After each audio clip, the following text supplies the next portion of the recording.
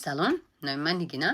امروز دوامی درسی حرفهای صدانوکی الفبای انگلیسی. vowel diagraph. vowel میشود صدانوک.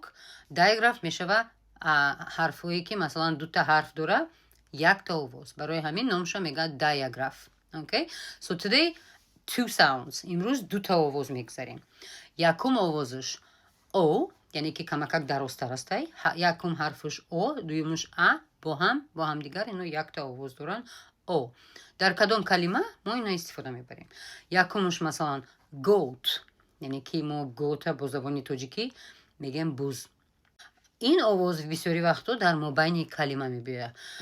برای همین شما همینا میبینین میتونین که کدام دیاگراف هسته. مثلا او that's a little bit longer، یعنی که کمک درست‌تر هسته.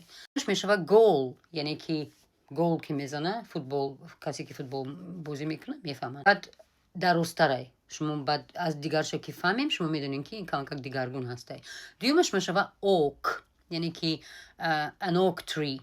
یا که مثلا میگیم soap، یعنی که soap میگیم صابون. یا که مثلا میگیم throat، یعنی که اگر که گلوی شما باشه اینو میگن throat. مثلا من اگر گم که با زبانی تاجیکی من گلوی من در میکنه، با زبانی انگلیسی میشه I have a sore throat. دویم مثلا آواز دیگه دو تا حرف داره.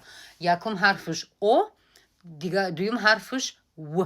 شما همین آوازو را من گذاشته بودم. مثلا آوازوی صدانوک داریم، آوازوی همصدانوک. کدام در کلمه در ما همین استفاده میبریم. این مثلا دیاگراف بسیاری وقتا در آخری کلمه میبیه. کدام کلمه مثلا اگر که گویم که elbow مثلا با زبانی تاجیکی ما میگیم orange. یا که مثلا میگیم که I know من میدونم، دونستن know.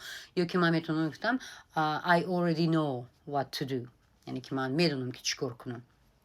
یا که مثلا میگم که low، یعنی که پست. اگر که من همین کلمه را استفاده برم در جمله من میگم که don't stoop so low، این درجه پست خودت پس نزن، یعنی که به این درجه پس نزن. یا که مثلا pillow میگم بالشت، مثلا pillow.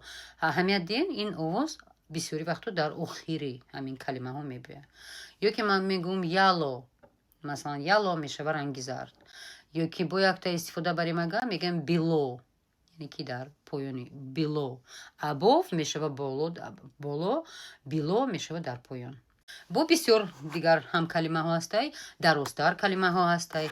لیکن بسیاری وقتا شما میبینین که آوازی او کمک درست‌تر هسته، او is کوتاه‌تر هسته. یعنی که goat بگم اگر دراز میکنین شما این اورا یکمشه.